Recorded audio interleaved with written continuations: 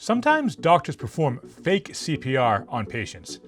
It's called a slow code, and many medical professionals think that this simulated CPR is not only ethical, but perhaps the best thing to do in certain situations. Let's find out why on this week's Status Report.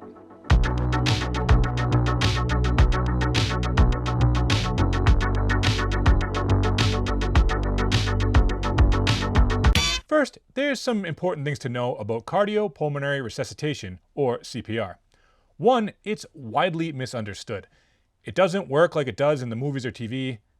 Like, look at this scene from the 90s hit series Baywatch. 4, 5. 1, 2, 3, 4, 5.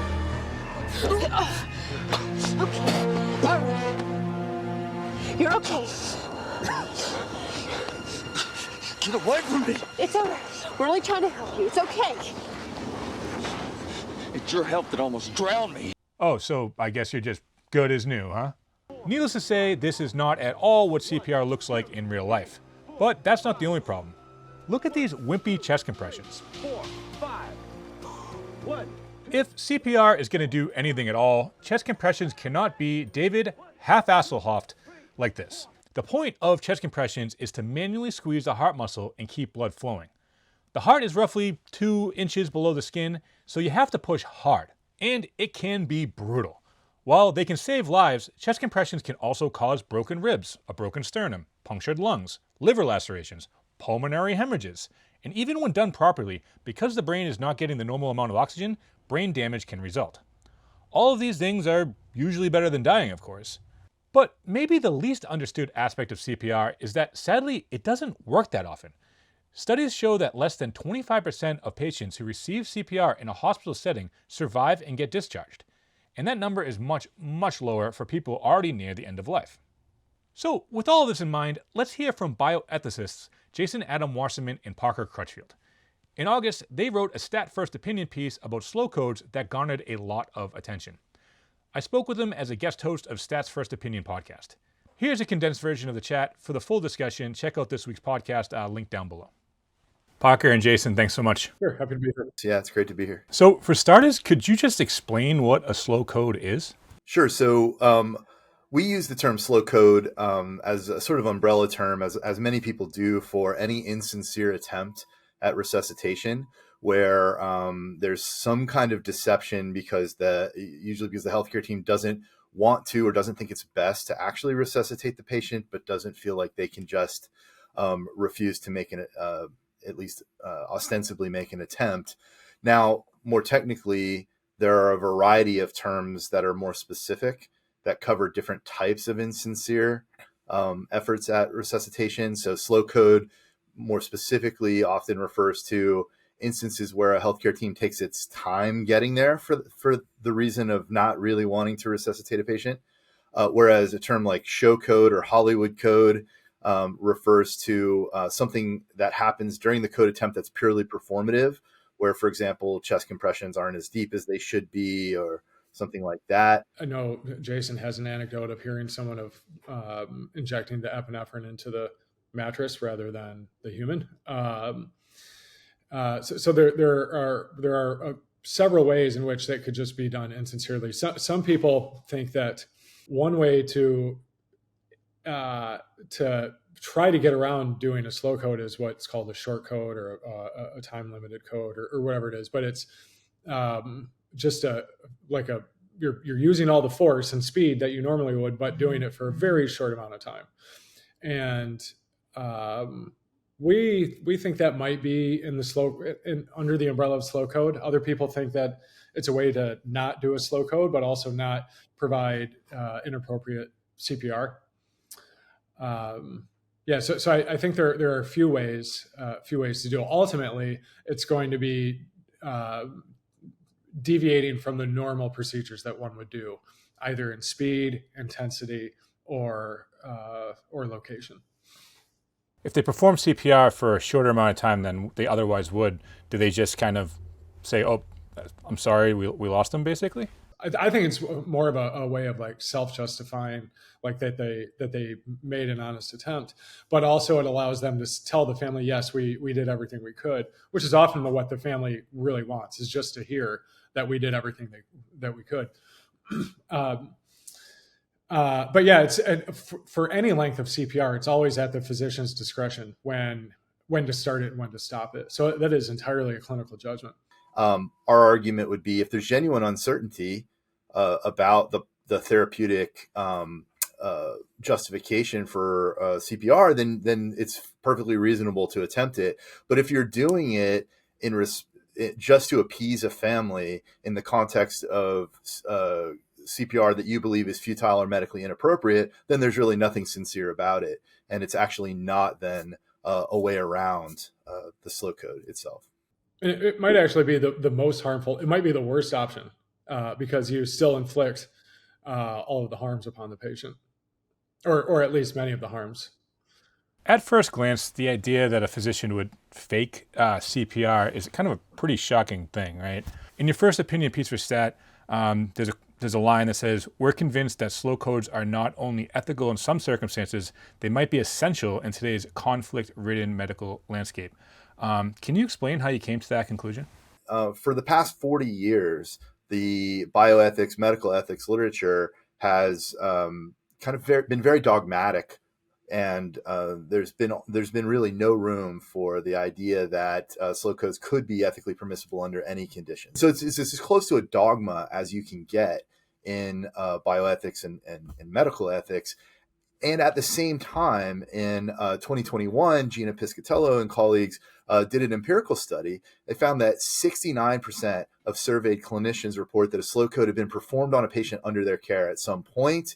Over half of them had seen one in the last year, and over half of them, ICU physicians and nurses, believe they could be ethical in some circumstances. Now, what that sets up for us is the idea that the view from the academy is very different than the view on the ground. And we were interested in sort of unpacking that. And I think what's happening in large part is that when it comes to conflicts with families, particularly in the litigious climate of critical care that physicians face every day, particularly in the context of legislative statutes that require consent for DNR or otherwise stack the deck in favor of families or surrogates, even when they're requesting futile or inappropriate care. And in the context of probate judges that sometimes issue such orders, it sets up a situation in which physicians sometimes can't practice good medicine. And in the context of that conflict, it seems like there may be some room for slow codes as a potentially ethical practice.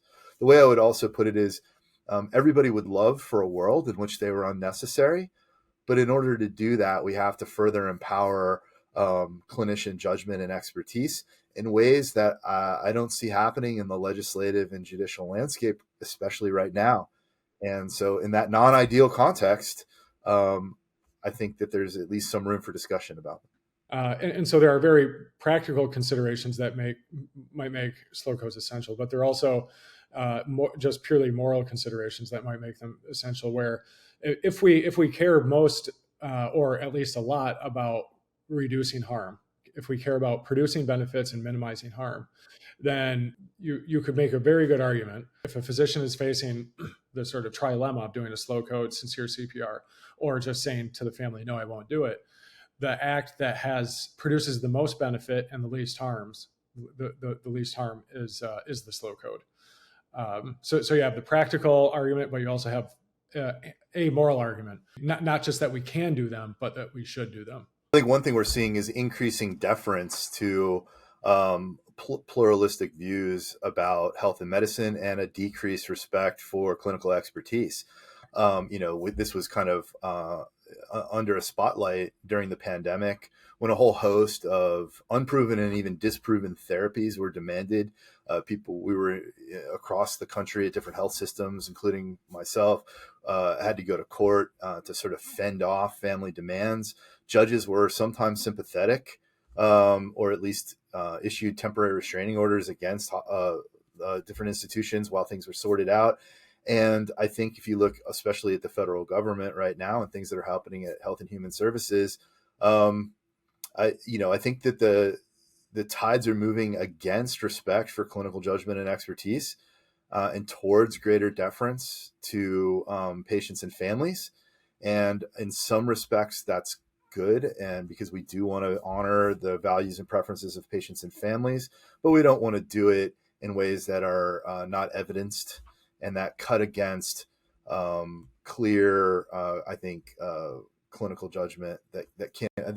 Look, critical care is riddled with uncertainty, and we should be deferential in the context of uncertainty. But that doesn't mean that all decisions and prognoses are uncertain in ways that justify any intervention, and we need to draw some lines. The slow code obviously isn't, taught in medical school. So how do medical workers learn about it? How do they learn to use it? Well, there are a whole bunch of practices and attitudes and customs that are taught in a hidden curriculum. So they're not they're not going to be they're not going to be on a test. They're not going to be taught didactically or anything like that. But they will learn them simply by observing the trainers do them. Or they will try something out, and whoever's overseeing them clinically will fail to reprimand or condemn, which is sort of like a tacit endorsement of what they've done. And there are a bunch of these practices that occur throughout medical education, and some of them might be beneficial. If the slow code is a good thing to do or is permissible, that might be one of the things that ought to be in a hidden curriculum. So I don't want to say that everything that any aspect of a hidden curriculum shouldn't be there. There are a whole bunch of customs in medicine that aren't taught explicitly, and medicine and society might benefit greatly from some of them. I don't teach that slow codes are permissible. It's quite clear that the consensus opinion is that they're impermissible, that they're likely illegal in most places. And I want to make that really clear. I know I don't recommend them when I do ethics consults at the hospital. But I do think from when I analyze the issue that because of all the factors that we've described, that we ought to be having the discussion, at least academically for now. But to Parker's point, when we teach the consensus and test on the consensus and reflect the consensus, that is a set of general guidances that is in some ways naturally detached from the nuances of what's happening on the ground. And I think that's where people learn about slow codes, where the empirical realities that people in critical care live with every day, kind of grow up and fill in the gaps between the sort of rules. And so they learn that because it has become a necessity of critical care, because the consensus positions and principles don't cover certain situations or don't cover them well enough in ways that prevent moral distress and prevent even unethical intervention. I'll say also a story from a colleague of mine from when he was in medical school. He was his first night on a critical care unit, and code blue went off, and he comes running out of the room, running down the hall, hits the doorway to the stairwell, and just as he's about to do that, he looks over and he sees his attending physician like hitting the elevator button and reading a magazine and waiting. And it was like, oh, so we're not all rushing to this code today. And it communicated information to him about what was happening that can't be communicated didactically. Did you say that they're in some places illegal? Yeah, I think they're deceptive. So they're probably illegal everywhere. I mean, it's a form of lying. So CPR is a billable procedure, and so if you, at a minimum, if you do a slow code and bill for it, it's fraud. In an ideal world, though, slow codes wouldn't be a thing. So what can be done to make it so they're utilized less? I think that's a very difficult question. So, and maybe it's unanswerable. They might just be inevitable given the the mechanics of how society, the law, and medicine are oriented toward each other. So one way is for probate judges to be more standardized and less willing to intervene on clinical judgments. Doctors certainly don't go around making legal judgments that carry the force of the state. I don't know what else, because you can't really intentionally turn social attitudes toward medicine. One of the reactions that we've gotten from physicians, and this mirrors the broader literature on slow codes as well, is that, well, look, if we would just communicate the prognosis more clearly, if we would communicate about the harms of CPR more clearly, if we were better communicators, then slow codes would be unnecessary. They also, people have said, well, if we would strengthen our non-beneficial care policies, change laws to enable clinical judgment to be authoritative in those situations, then we could just unilaterally refuse futile or medically inappropriate CPR with less risk. That would render them unnecessary. I think both of those move the needle. I don't think any of those are going to do away with the conflict. And as long as we have the conflict and a litigious culture, we're going to have some sort of space in which these are going to, I think, grow up. Some people might want to say slow codes are never okay because I prioritize integrity, and there's not necessarily a loss of integrity when you do a slow code. In fact, it might actually promote integrity. So if someone's integrity is constituted by their commitment to doing good, like producing benefits and producing good consequences, doing a slow code, if it's the choice that best promotes good things and minimizes pains and harms, that might be the thing that does promote one's own integrity. And so you might hear a lot of doctors say, oh, I have principles, I have integrity. Well, that only means something if we know what those principles are and what constitutes a person's integrity. It doesn't mean that another person who operates according to a different set of moral ideals lacks integrity when they act in accordance with them. The parties that disagree about this, the people that think slow codes are impermissible and those who think that they could be permissible under some circumstances, are actually really close together in terms of what they value and what they care about. And to me, the fundamental difference between them is what we call an ideal and non-ideal ethics divide. So, ideally, in an ideal world, lying is wrong and we would just be always transparent. And I think we all agree with that. Like, in an ideal world, there are some real serious moral pitfalls, at least associated with slow codes. But we don't live in an ideal world. And so a non-ideal ethics approach asks, how can we make the world we do live in a little less bad? And I think that's what the people who think that there may be some room for the permissibility of slow codes are really after. They don't dispute that, truth telling is generally the right thing to do, and that we ought to, do a better job communicating with patients, and we ought to strengthen and make more transparent our non-beneficial care policies.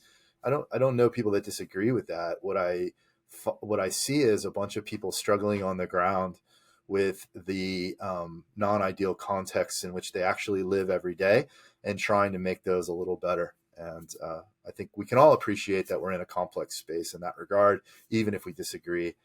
And I think also, the burden would be on people making those claims to prove that, deception is always wrong. I mean, there are lots of situations in which we lie to family members. An abusive husband demands to know if his wife said anything about how she came in with broken ribs. The physician goes out and says, no, she said she fell, even though she had reported the abuse. I don't think anybody thinks that's wrong. Yet it's lying to a surrogate, there's deception across medicine in all sorts of different cases in service to the best interest of patients. The question is this a legitimate form of that? And I think reasonable people can disagree, but I don't think the right way to, I don't think we get there by foreclosing on, all forms of deception, because I think that's unrealistic. This has been a fascinating and illuminating conversation. Jason and Parker, thank you so much. Yeah, thanks for having me. Yeah, appreciate it. Thanks again to Jason and Parker. That was a fascinating conversation. If you'd like to hear our full conversation, check out the link below for this week's First Opinion podcast. Shout out Tori Bosch, opinion editor at Stat and the host of the First Opinion podcast. It was a blast to guest host this week. I hope we can do more crossovers. Damn, son, where'd you find this? And again, if you enjoyed this video, please like and subscribe. We'll be back next week, same stat time, same stat channel.